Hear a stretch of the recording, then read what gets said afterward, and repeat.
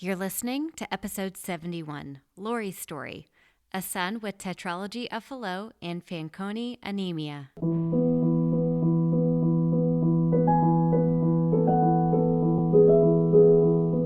Hi, and welcome to the Child Life On Call podcast. When your child is sick, the whole world seems to stop in its tracks. Plans and priorities change, and your number one job becomes figuring out how to get your child well again. For some of us, rest, medications, and relaxation can do the trick. But for others, it takes more. It takes countless doctor appointments, invasive medical testing, therapy, surgeries, the list goes on, and then you still may not have all of the answers or results you were hoping for. This podcast features parents of children that have an illness or medical condition and gives them a place to share their own journeys and experiences. We will talk about the ups and the downs, the highs and the lows, but one thing seems to remain the same. Children are resilient and teach us more about ourselves and the world than we could ever imagine. Thank you so much for lending a listening ear and opening up your heart to these families and this podcast. I'm your host, Katie Taylor. Our life was chaotic. Everything was life or death. It was so serious and adult. And we were kids. Now I look at 30-year-olds and I think, wow, they're so young. That's so much for young people to have to take on. But that was our life. And we rose to the occasion. Hello, my friends. I am so happy that you are here today. And I honestly cannot even put into words how amazing this interview is that I get to share with you, that I had with my new friend, Laurie, who is the founder and mom behind Hope for Henry. So if you have ever been in a hospital with kids, there's a good chance that you have run into a Hope for Henry buck. And we'll talk a little bit more about what that means. But I do want to give you a trigger warning that Laurie's son has passed away. It has been 19 years, and he had a illness called Fanconi Anemia, and after a devastating diagnosis of Tetralogy of Fallot. And so we'll talk more specifically about that. But if your heart is not ready to get into the depths of a child who has passed, I feel you. Like, there's a time and place for everything, and that might not be for you today. So wanted to give you a warning. Also with the caveat, though, that this is really a story of hope and a story of leaning into what is important and the meaning of life. And you'll hear Laurie say that her experience in some ways was wonderful and beautiful. So this is not a depressing, sad story. This is one of hope, and I cannot wait for you to hear it with Laurie. A couple of housekeeping things is that I'd love for you to go rate and review the podcast. It helps more families find us. And then, as always, sharing this with friends so that other people can hear, just good life lessons, and sharing this with the parents that you have in your parent support group, the people that you meet online and are going through something similar. If you're a professional, sharing it with the parents that you serve, so while they're sitting alone in a hospital room, they can hear somebody else go through something similar. It's a game changer. Thanks, guys, so much for being here. And here's my conversation with Laurie. I am actually a rarity. I'm a born and bred Washingtonian. I've lived here my entire life with the exception of 4 years away for college. But this is my hometown. So my kids are growing up where I grew up. My husband actually is also from here, although we did not know each other growing up. So Washington it's where I'm from, and I'm sure where I will live my whole life. I love it here. We cycle through people every 2 to 4 years, but there are a rare few of us who actually stay here. That is so So, true. yeah. I lived in DC for a while. It's actually where I met my husband. We're both Texans, but we worked at the same hospital system in Northern Virginia. And when we first started dating, we would go out and he would leave with guys' numbers. Like, I wasn't worried about him like meeting other girls at the bars. He would meet these guys. He's like, it's really hard to find friends that stick around. So I have to meet Yeah, these people at bars. exactly. That's very funny. That's very funny. So I came back after college, and I, had a really great time in my 20s. I'm sure you did as well. If you met your husband here, I'm guessing you lived here around that time of life. Yes. It's a very fun place to live in your younger years. And then my husband and I were friends for 5 years. And I think of us kind of as a couple that resembles the couple in When Harry Met Sally. We were best friends. We talked every single day, but we didn't date. And then about 5 years into it, I realized this man has been in love with me for a long time. And I think I love him too. And 6 months later, we were engaged, and 6 months later, we got married. And, we both we were very fortunate. We had idyllic childhoods, and things were pretty easy for us and for our families. And that was very fortunate. And when we went to, wanted to have a child, it was easy to get pregnant. And I really was an unconcerned pregnant person. I was very athletic, and I worked full time up until the day I went to give birth. And within, not even a minute of our first child's birth, Henry, he was diagnosed with a serious heart defect called Tetralogy of Fallot, which was going to require open heart surgery. And as anyone could imagine, that was completely terrifying. And, we were totally unprepared. I mean, moments earlier, we just couldn't wait to hold our baby for the first time, and, felt a little overwhelmed, like, wow, we've never put a diaper on a baby. We've never put a little T-shirt on a baby. And now all of a sudden, first of all, it took hours and hours and hours for me to even be able to hold my baby, because he was in the NICU and I was in recovery because I had a C-section, and I couldn't see him until I could actually get out of bed and walk down the hall, which was not an easy task after a C-section. And they told us he could turn blue any moment and he'd need to have emergency heart surgery. And it was all of a sudden, like, our life went from this idyllic, beautiful life to taking a 90-degree turn into a crisis. And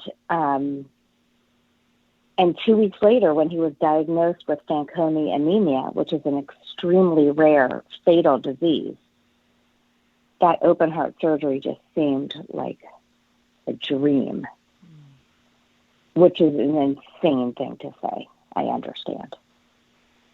But all of a sudden, with a 2-week-old little baby who looked totally healthy, we knew that he was going to have open heart surgery, and that was going to be the easy part, because at some point in the next 5 years, his bone marrow was going to fail, and he was going to have a bone marrow transplant with a 0% chance of survival unless we had another baby who would be a perfect match for him. Wow. And of course, because Fanconi anemia is a genetic disease, every time we had a child, we had a 25% chance that baby would also have this fatal disease. So our life was chaotic. Everything was life or death. It was so serious and adult. And we were kids. Now I look at 30-year-olds and I think, wow, they're so young. That's so much for young people to have to take on. But that was our life. And we rose to the occasion. You know, what you just said right there, like everything is life or death. Like living in that type of trauma and crisis. What do you remember about those days? Like how did you get through it? This is going to sound crazy, but it was meaningful and it was energizing and it was terrifying, but it was wonderful. I mean, it was what life is about, really. And it was purposeful. I mean, Henry was a magical child. And we were prepared. Like, we understood from the moment of parenthood what mattered and what didn't matter at all. So I have never cared what anybody else was doing. I didn't read what to expect in your first year because, like, really? Yeah. Didn't apply. Right. Didn't care. And it was, we were original. We were free from all of that. I'm not saying I would have fallen prey to that anyways, because I'm not someone who follows people really, but immediately there was no playbook for us. And so we followed our instinct, and our instinct was, you know, find someone who will help us reverse Henry's fate, who knows that they can, because we believe we can, which, by the way, is completely crazy, but still, we believed it. Number 2, help as many other people as we can along the way. And number 3, make every day matter. Eat dessert first. And that's how we lived. By the way, we still live that way. Every day people say, like, my kids are like, what's for dinner? I said, dinner again? Every day, dinner. Yeah. I know what's for dessert. Yeah. I have no idea what's for dinner. Oh, yeah.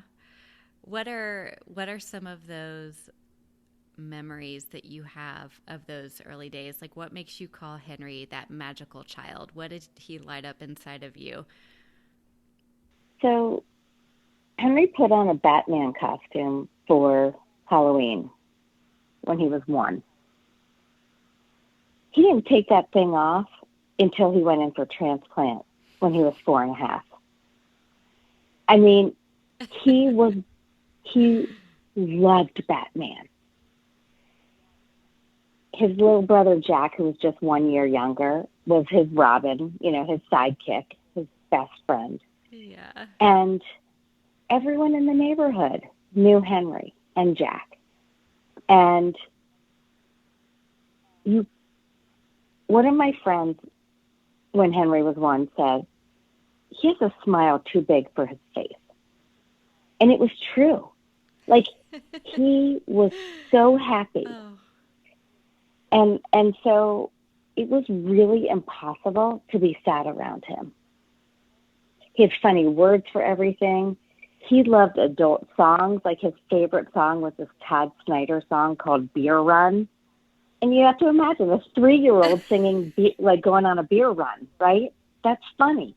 He was funny. And he was fun to be with. And he had these, besides Jack, these 3 other best friends from when he met them when they were 2. They still think about him. They still love him. They still are friends with us. Their parents are our closest friends. Like, they just, like, he was someone people felt lucky to know and do not want to forget. Yeah. This little boy has quite a legacy in what you have developed, and I want to talk about that in a little bit. But Laurie, because you are so articulate and open to chatting about some of the hardest parts, would you talk to us about those hard parts and, you know, speak to those parents who are in the middle of sitting in the waiting room during a transplant or get the news of a diagnosis like Henry's? How do you tell them to get through those moments? What was it like for you? It was unspeakably terrible. Like when we first heard the words Fanconi, anemia, I was working in affordable housing at the time. My husband was in marketing. That was like a different language. I mean, healthcare was like a foreign language. We didn't even know what that was. When they showed us a picture of a heart with Tetralogy at Fallot and a healthy heart, I couldn't tell the difference. I didn't know which was which, And I remember when the doctor said that Henry had this rare disease, and he said to us, don't look it up, because every study that you find, if it's been published, is out of date. And the success rates are out of date, and they're going to be terrifying.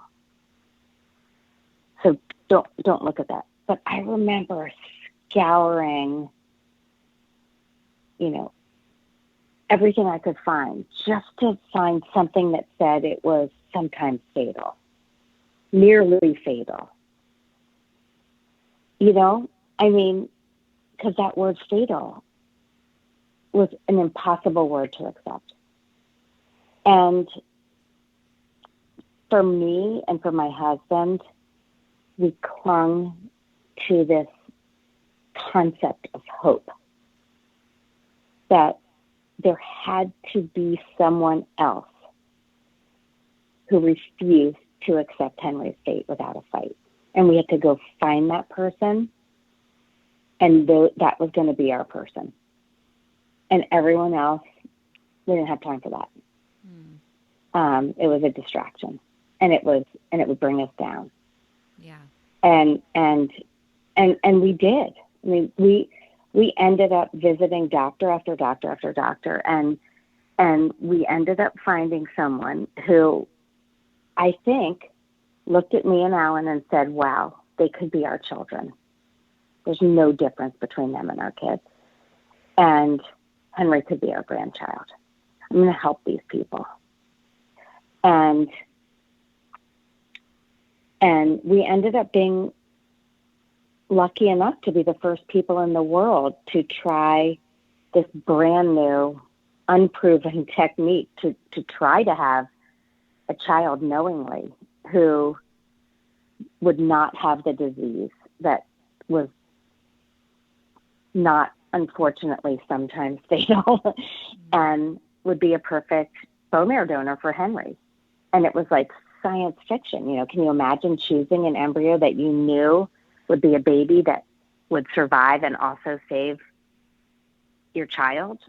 Wow. And so that sent us on this medical odyssey for years that was filled with hope and dashed hopes, and then more hope and more dashed hope, and filled the pages of a book that I wrote called Saving Henry.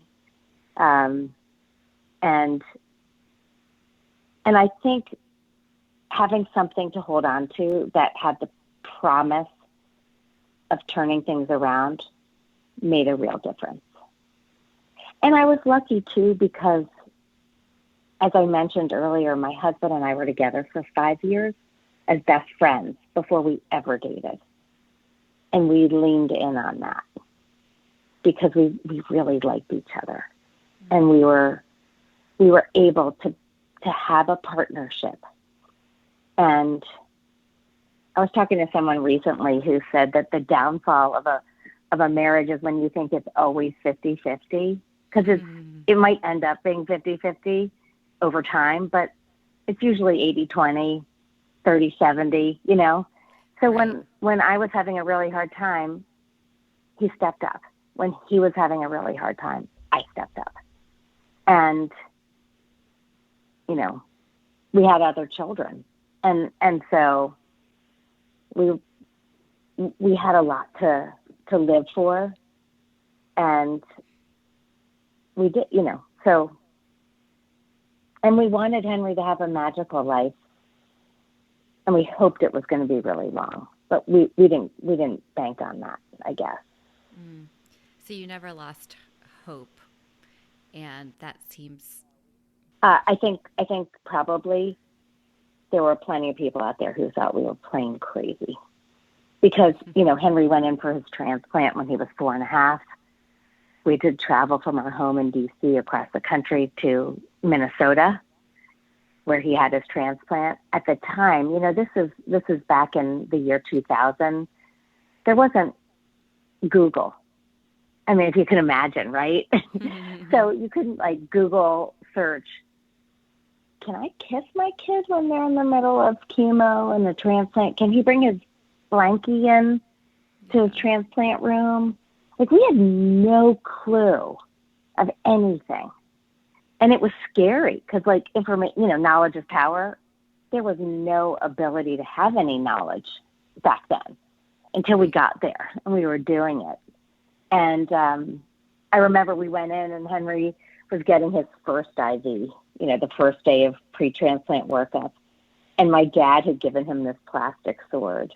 And he brought it in, and he's wearing his, Batman costume. And he raises his sword up, and they had, pulled his, sleeve up. And he raises the sword in the air, and he said, "Bring it on." And I was like, this is going to be okay. Yeah. We can do this. We can do this. Oh, gosh. But, it's very isolating. It's so isolating. For people with kids going through transplant, I don't think anyone could ever understand what that's like unless you're doing it. COVID has been interesting, I think, it's been terrible. So let's just acknowledge that. But it's been interesting in a way because we lived, behind the mask for 2.5 years. And I don't think anyone understood. We couldn't go out in public. We couldn't see anyone. Couldn't go into a coffee shop or a bookstore or a retail establishment. And Henry had to wear a N95 mask, always. And I think when now everyone's having to do that, I was like, what? Okay. Yeah. We all did that for years. Exactly. Everyone with a transplant goes through a transplant has to do that. Yeah. This is not the first time ever that people have had to do that. Right. So talk to us a little bit about the end of Henry's life and what that was like for his siblings and how you guys turned that and have celebrated his life now through Hope for Henry. We'll be right back. Hey guys, did you know Child Life on Call is more than just a podcast? We have free resources for parents, kids, and professionals. And by the way, a new app coming out in 2022. We will be partnering with facilities to empower and educate kids, parents, and the care team, and we want you to be a part of it. Sign up to have the facility you visit or work for be one of the first to have access at childlifeoncall.com.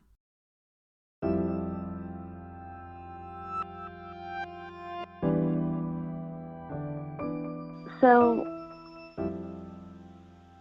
Henry, during that 2.5 years, he would get incredibly sick. I mean, to the point where I remember we were up in Hackensack, which is where his primary hematologist was. We never were home. We would maybe come home for a day and then he'd get a fever. I remember one time we got in the car and we drove up to Hackensack, which is where his hematologist was. And we forgot to bring our Henry and Jack's shoes. You know what I mean? It was just so chaotic. And we lived in hotels and Ronald McDonald houses and people, I don't know where we live, I mean, just everywhere. And we were broke. I was working 20 hours a week for a nonprofit with health insurance. My husband wasn't working anymore because he couldn't keep his job with all of the disruption. So it was was hard, and yet so filled with love and so focused and so real and so and scary. And all of a sudden, I guess we must have been in Minnesota actually. All of a sudden, Henry just couldn't use the left side of his body. And the neurologist assessed him and said he's going to have brain surgery. And I said, well, wait a second. Like, we signed up for a transplant a year ago. We never agreed to brain surgery. And I thought, but what choice do we have? Like, you don't think about it this way, and every family with a sick child knows it. The second you get that diagnosis and you agree to treatment, you're just agreeing to a whole slew of things that you could never possibly anticipate. And so, like, Henry goes in, and I didn't have a chance to, like, choose the best brain surgeon. I chose the best heart surgeon for Henry's heart surgery for Tetralogy, but I didn't get to choose a brain surgeon. It was whoever was on call that minute, you know? And it was terrifying. So, and then he recovered fully, and he started bouncing a basketball, and the doctor was shocked. And we went back home. Yeah. And so I say all this because it would get to this point where you thought there's no way he's going to recover, and then he did. And then he would get sick again and something else, and then he would. And so it was the fall of, he was almost 7, and I felt like something changed, and something was wrong. It's like that mother's intuition.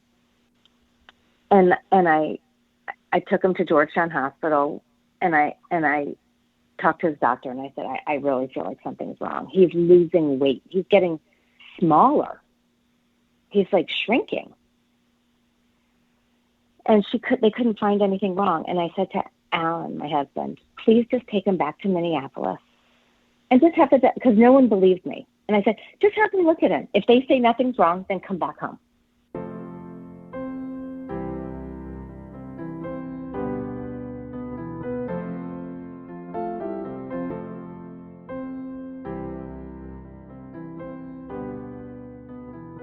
I had a 5-year-old and a less than 1-year-old. So I said, just fly there with Henry, get him assessed, and come home if I'm wrong. And 2 days later, Henry got a fever. Jack and I flew out there. 2 days later, he ended up in the hospital. My mom flew out with our son, Joe. And then things got worse and worse.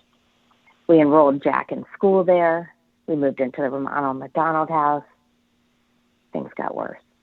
And I was in the hospital with Henry, and he coded. And that, it was, it's like one of those things where everything is like, you're in slow motion, and everything is, where like you're having an out-of-body experience. And they rushed him down to the PICU, and he never woke up. So he was there for 5 days. And my family members flew out, and Alan's best friend flew out. And I remember at one point the nurse in the hospital, because the doctor couldn't believe Henry would possibly die. He had seen too much of Henry, and he was like, no, he's going to be okay. And they wanted to put him on dialysis. His kidneys had failed. And I was like, you're not doing a surgery to him. He's in a coma. No. And my husband wanted to, and the doctor wanted to. And I asked the nurse who was there, and I was like, tell me the truth. You've seen kids like this. Is he going to get better? And she said, no. And we were going back and forth, and I was like, I don't know how we're going to resolve this, because we've never not agreed. You know what I mean? And then a test came back, and Henry had a fungal infection in his lungs, which was terminal. And so we never had to disagree about a treatment. He He decided which was for you. merciful. He decided for us. But you want to know what was so interesting and so poignant? I was with my grandmother, who was beloved to me. And right before she died, she started talking about like the good old days. And the evening, the last evening that Henry was conscious, he and I were sitting in his room, and we were so close, had such a beautiful relationship. And he was talking to me. He had this beautiful little girlfriend, Bella, of course. He met her when he was 2, and he loved her his whole life, and she loved him too. He would go to her ballet recital with flowers, and oh my God. Like, he would insist we have to stop and buy flowers. Yeah. He was a charmer. And he started talking about, like, the best times of his life, like the good old days. And I was like, that is what people do. That's what my grandmother did right before she died. And not an hour later, he went into a coma. But I think he knew. So it was terrible. I mean, I'm saying this, it's been 19 years. I can talk about it, like, with some distance. Like, I know how to do that because of my role at Hope for Henry. But it was paralyzingly horrible. And even though, like, they had delivered that horrible diagnosis 7 years earlier, I had no idea of that he would die, what it would feel like if he died or when he died. And it was worse than I could ever have imagined. I didn't know what to. I had been his nurse, his mom, his friend, his companion. I mean, everything. I gave birth to him. You know what I mean? And he was the driver of our life, what we did, where we were. You know.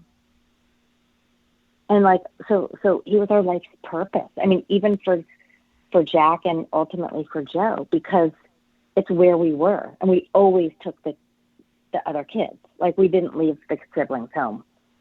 They were young enough we could take them. So we all were wherever Henry needed to be. And for Jack, Henry's death was devastating. Devastating. He lost his big brother and his best friend. And I don't know. I mean, he's not the oldest child, but he doesn't have an older brother. And he's 24, and that's still hard. I'll tell you something, and he'll probably listen to this, and he's going to hear this. But, like, I know that last night we were celebrating my father's 91st birthday. Oh, my God. And and Alan said something about son number 1. And Jack son number 2. He was talking about son number 2, and he was talking about Joe. But Jack thought he was talking about him. Oh. Because he does not think he's son number 1. He thinks he's son number 2. Mm. Henry's son number 1. Wow. I thought that was so... Joe knew he was son number 2, but Jack thought he was too. Yeah. And it's been 19 years. Yeah. And it's so painful. You know, I was talking with a parent this week who had received a pretty devastating diagnosis. And, you know, her thoughts were a lot about the baby. It was an infant, but also about her older siblings. Or the baby's older siblings. And mm-hmm. I just told her, you know, based on my experience in the hospital and working and talking through this podcast with families, the siblings of these children who face rare diseases and chronic illness and multiple hospitalizations or trauma in some way turn out to be the most empathetic, resilient humans in the world. And it sounds a lot like what you're describing about your son. Amen. Amen. I mean, I wanted to say that because for people listening who have siblings, I do want to say Jack is 24. He went to University of Michigan. He did beautifully. He has so many friends. He's funny. He is a self-taught musician. He plays like 5 different stringed instruments. Wow. And he works for Hope for Henry now, which is, dreamy. Yeah. And he's wonderful. He's handsome. He's productive. He's wonderful. And he is empathic. He is living probably a different life than he might have lived. He's not shallow. He's not materialistic. He's not selfish. He's, he understands his place in the world because of his life experience. And Joe, who was only 1 when Henry died, so I think his challenge, Jack really knows what he lost. Joe had the pain of losing someone who everyone around him knew so well. And I think for Joe, it's difficult because he didn't know him very well. In terms of establishing an independent relationship. He knows Henry loved him, but he didn't get to experience Henry in the same conscious way. But Joe is 19. He's like a well-known photographer, videographer. He graduated from high school, and he's like working now. But he's like, oh, college not for me. And he's like a professional working, doing the most unbelievable things. So they're good. Yeah. And you want to know what? We learn the most important, I think, messages of parenting, which is what? Love your kids unconditionally. Take time to know them. Don't try and make them into someone they're not or some reflection of you. Get to know them and let them be their very best self. Wow, I love that. That is a silver lining.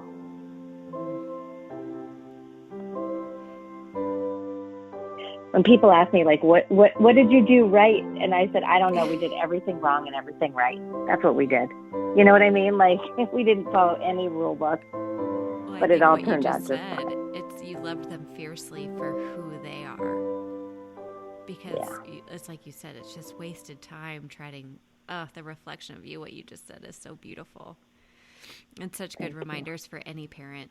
And really, in any relationship, and a marital relationship too, it's right. Like, I don't need to make my husband be what I want him to be. I need him to be him. Right. His best him. So you can be your best you. Oh, 100%. Mm-hmm. Would you talk with us about Hope for Henry? And if you've listened to the past 2 episodes, we talked, we got to hear detailed experience not only from the family, but from child life specialists. But talk to us about when you started it after Henry's passing and what it's become today. Yeah, so we started Hope for Henry on what would have been Henry's 8th birthday. I think for me and Alan, the prospect of a birthday without the birthday boy, horrible. And so we needed to do something to honor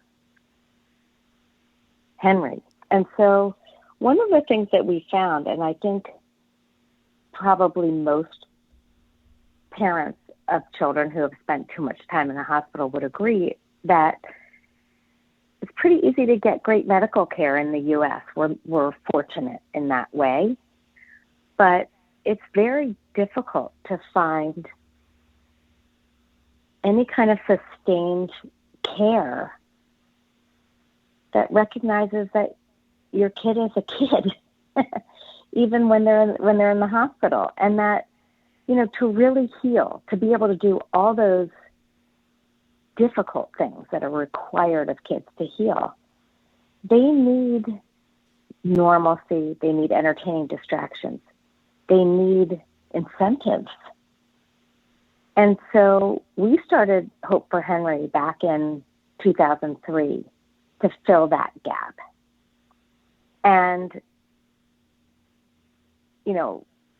we started off by providing families whose children were newly diagnosed at MedStar Georgetown, which was our hometown hospital, as well as Fairview University Medical Center in Minneapolis, which I think is now Minneapolis Children's. It changed its name. And Hackensack University Medical Center, with a questionnaire that said, what might make you happy? And a portable DVD player, a Game Boy Advance. That tells you how long ago this was, right? I love it. That's like, in the Smithsonian now, I think. An XM satellite radio, again, dating myself, and a digital camera. And all of these items, amazingly, were hundreds and hundreds of dollars back then. Now they're like $50, I think. But anyway, and kids would check the box and immediately get a wrapped gift that said, warning, contents might make you smile. And then they could plug in their DVD player and be watching movies as they're getting their first blood transfusion. And their parents are absorbing this horrible news, filling out reams of paperwork. And we quickly moved from just that to hosting Harry Potter book parties, because I think the 6th book had come out about that time. And then birthday parties. And then we added a room decor program with Dormify as a partner. And then back in 2013, we developed a program that was really built off this concept we created with Henry, which was that we found this magic closet in his room. And if he would take his pills or get another peripheral IV, the magic closet would produce a Batman figure for him. Ooh. He would get rewarded. Okay, and it was, believe me, he would do anything for a Batman figure, little action figure. I mean, we had hundreds of them. And so I worked with Carolyn Fung, who had been our first embedded Hope for Henry Child Life Specialist at Children's National in DC, and we created Hope for Henry Super Path to Super Duper Better. And Super Path to Super Duper Better is sort of how Henry couched how he was doing. He was never sick. He was always somewhere on the path to Super Duper Better. And so we started paying kids in Hope for Henry bucks to do whatever was hard for them. Chemo, radiation, OTPT, drinking, eating, whatever it was. We had a game board. They'd put these beautiful, colorful stickers of Hope for Henry superheroes doing those things. They'd tell us how much they want to get paid, and they'd save up for things, from, a ride-on car to a laptop computer to a little stuffed teddy bear to a Lego set, whatever they wanted, whatever would motivate them to adhere to their medical plan. And that became so successful in terms of improving adherence that the child life specialist using that program at 10 different hospitals said, can you create something similar for procedures to help kids get through MRIs, central line dressing changes, port access, PICC line placements? So we created super rewards for super kids just last year during the pandemic. And we created a new game board, and we actually walk kids through every single step of 14 common but difficult medical procedures. And they get to adhere stickers that show superheroes going through each of those steps. And then they get to put I did it stickers on each step of the way. And at the end, they visit the Hope for Henry Super Rewards for Super Kids cart, and they get to pick something like Kendra Scott jewelry or Funko superheroes or board games or something from Melissa and Doug, like an arts and crafts kit, or a Lids baseball cap from a local team, and get rewarded. And what happens is, number one, their anticipatory anxiety is lowered because they know what's going to happen. They are more cooperative, so their coping skills are improved. They are able to go through MRIs and dressing changes without sedation, which has so many benefits, right? I mean, besides just not having to take the medication and have the negative side effects potentially of that, they don't have to be NPO the night before. The hospitals can use fewer staff. They don't need an anesthesiologist. It's quicker. It's easier on the family. The parents take off less time from work. There's so many benefits, right? And the program has been so successful that we have signed on 5 new hospitals since January. And we, this week, I believe, will enroll our 1,000th patient on that program. Oh, my gosh. What? That is amazing. Yeah, I know. And so that is really where we are focusing our expansion. We want to have that program at every hospital in the country because the difference it makes for kids and for child life specialists. It's a prep tool, right? You don't have to show pictures of a huge MRI machine or CT scanner. You can use this to prep kids for the procedure. They can take it home and show the parent who wasn't with them or their siblings or at show and tell at school, like, look what I did. Wow. They're so proud. You should and be. That and sounds amazing. It makes them more willing to return to the hospital for whatever they have to do next. Right. I have to see this. I will show it to you. I need to Please see send this. me your address. It's available for 14 procedures. I mean, from CT scans to EEGs, lumbar punctures, COVID testing, sedation with IV, sedation with mask, PICC line placements, port access, MRI, proton. I mean, I will send you packets for every one of the procedures because the pathways are different for each one. The illustrations are medically accurate and accessible for kids. And you know what? We've heard from parents or from child life specialists that parents, for whom English was not their first language, were tentative about signing consent forms, and then they walked them through the procedure pathway in Super Rewards, and they understood exactly what was going to happen to their child, and they willingly signed the consent forms, and they could move forward with the procedure. That is just incredible. Mm-hmm. Oh, wow. What an amazing resource isn't even the word. It's a game changer. It's a game changer. Yeah. It's a game changer. Yes. I will send it to you. I mean, what we want is more and more people to know about it and to use it. Okay, so how can we learn more about it? If you're a parent, where do you go? If you're a child life specialist or a healthcare professional, where do you go? So if you are a parent, you need to ask the child life specialist at the hospital to contact Hope for Henry and get it for you. Because we don't, it's something that you get through Child Life. Got it. Because Child Life specialists use it as a prep tool. And if you're a Child Life specialist, contact Hope for Henry. So you can contact info@hopeforhenry.org, and we can schedule a time to talk about it and see if it's a good fit for your program. And we are eager to get it into as many hospitals as possible.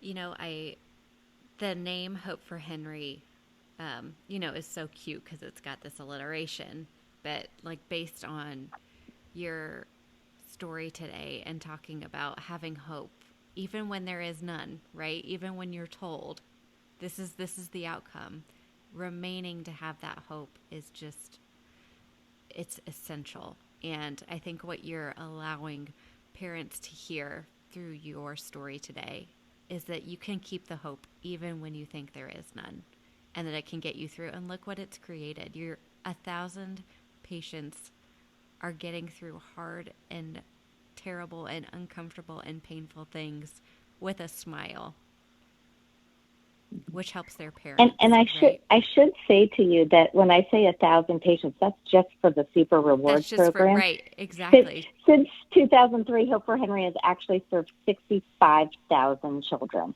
Amazing. That's just amazing. I know. And you know what? I have to say, I feel so good about that. And it's so meaningful.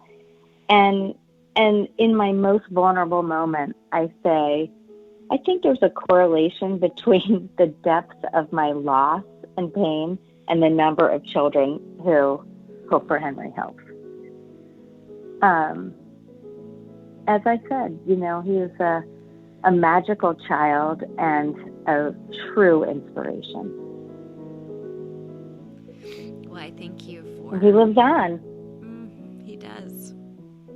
I thank you for being vulnerable and going back to those really hard, tough places in your heart and your mind. I know that that's not easy to do, but I know for certain you are giving hope to so many families, not just who listen to this podcast, but the families that you reach through Hope for Henry.